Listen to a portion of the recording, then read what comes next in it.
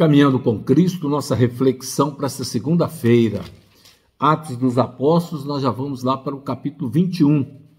Nesse capítulo, Paulo faz uma viagem para Jerusalém. Jerusalém, né? E lá ele visita a Tiago, né? O verso 17 já diz assim: E chegando a Jerusalém, os irmãos receberam de boa vontade. E no dia seguinte, Paulo foi ter até Tiago, e todos os anciãos estavam presentes. E tendo-os saudado, declarou-lhes particularmente as coisas que Deus fizera entre os gentios por seu ministério. Então ele falou, olha, o que Deus fez, né? E ouvindo eles, glorificaram o Senhor e disseram-lhes: Vês, irmãos, os milhares de judeus que têm crido e todos são zelosos na lei. E eles foram informados acerca de ti, que tu ensinas todos os judeus que estão entre os gentios para abandonarem Moisés, dizendo que eles não devem circuncidar seus filhos, nem andar segundo nossos costumes. Que faremos, pois? A multidão necessita reunir-se, porque eles ouviram que tu chegaste. Faze, pois, isto que te dizemos. Nós temos 4 homens que têm um voto sobre eles. Toma estes contigo e purifica-te com eles, e paga seus gastos para que se raspe as cabeças.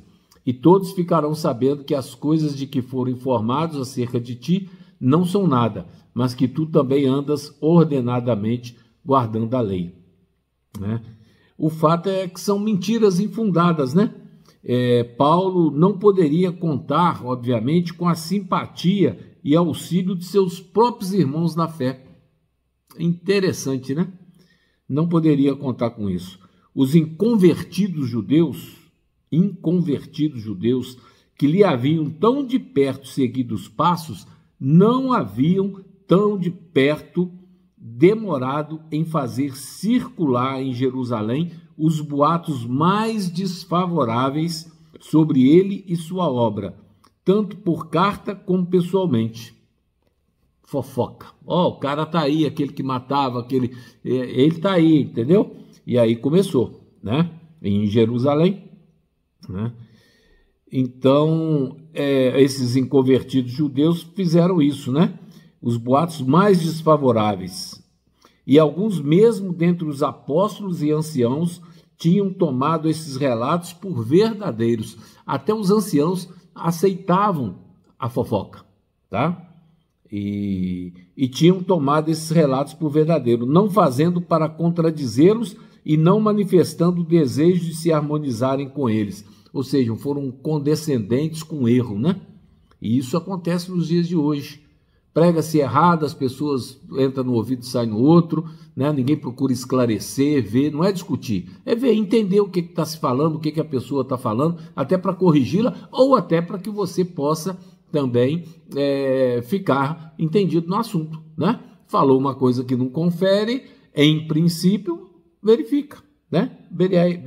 Os bereanos faziam isso, nós já falamos aqui, né? Se bem que assaltado de desânimo, o apóstolo Paulo não se desesperava. Ele ficou aborrecido, chateado, mas não se desesperou não, tá? Confiava em que a voz que lhe falara ao próprio coração ainda falaria ao de seus concidadãos, e que o mestre, a quem os condiscípulos amavam e serviam, uniria ainda seus corações ao dele na obra do evangelho. Ele acreditou. Quer dizer, Paulo teve uma mudança radical, né? Ele tinha fé, né? Foi esta uma áurea oportunidade para todos os irmãos dirigentes francamente confessarem que Deus operara por Paulo e que haviam, por vezes, errado, permitindo que os boatos dos inimigos despertassem neles inveja e preconceito, tá? Bom, aí segue o texto e Paulo é preso, né? A prisão de Paulo, né? A prisão de Paulo, no fundo, ela não estava muito nos planos de Deus naquele momento, não. As palavras de reprovação do Salvador aos homens de Nazaré aplicavam-se, no caso de Paulo, não apenas aos incrédulos judeus, mas aos seus próprios irmãos na fé. Houvessem os dirigentes da igreja abandonado inteiramente seus sentimentos de amargura contra o apóstolo, aceitando como alguém especialmente chamado por Deus para levar o evangelho aos gentios, e o Senhor o teria poupado para eles. O benefício seria para eles próprios, né? Para o próprio pessoal que quis colocar os incrédulos, né? Se Paulo fica mais tempo ali, seria mais benefício para eles, né? E aí foram então para uma falsa acusação, né? Tá certo? Qual foi a acusação? Pela lei judaica, era crime punível com a morte entrar uma pessoa incircuncisa nos pátios internos do edifício sagrado. Mas Paulo não era essa questão. O problema é que Paulo tinha sido visto na cidade em companhia de uma pessoa cujo nome é Trófimo, e era um efésio, tá? E conjecturou-se que o houvesse trazido ao templo. Falaram, ele levou esse Trófimo ao templo, ou seja, levou uma pessoa que não poderia entrar no templo, Paulo levou. E aí fizeram a acusação, né? Seu ato de entrar no templo não era violação. O ato de Paulo entrar não era, porque ele poderia, né? Mas, embora a acusação fosse inteiramente falsa, serviu para despertar o preconceito popular, né? Então, aquilo, tudo que foi contra Deus, foi contra a palavra, eles queriam derrubar tudo, né? Tá certo? O histórico de Paulo, né? Paulo, no Atos, também no capítulo 22, fala isso, e nós vamos deixar para outra oportunidade.